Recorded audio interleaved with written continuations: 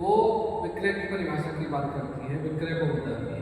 विक्रय मतलब से तो विक्रय कीमत के बदले स्वामित्व का एक ऐसा अंतरण है जो या तो दिया जा चुका है या देने का वादा किया गया है या फिर उसका कुछ भाग दे दिया गया है और कुछ भाग देने का वचन किया गया है।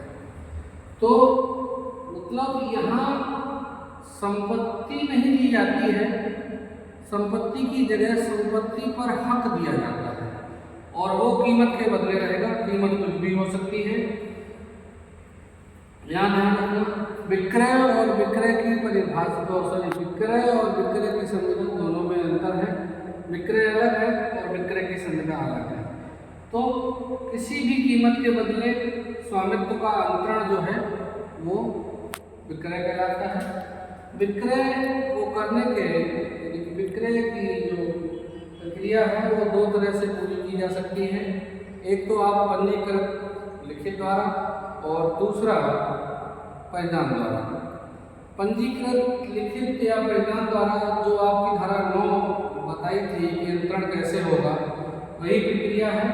तो यहाँ आप जो है कुछ संपत्तियों को यानी कि अचल संपत्ति, खासतौर से हमारे यहाँ यूपी में अचल संपत्ति का अंतरण जो है वो लिखित और पंजीकृत ही होगा, उसकी कीमत चाहे कुछ भी हो।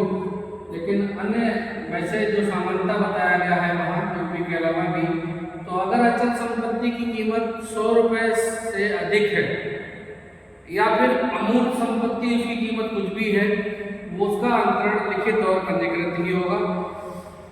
और यूपी में इसकी कीमत चाहे कुछ भी रहे, 1 रुपये भी रहेगी, तो भी ये लिखित और पंजीकृत ही इसका अंतरण होगा।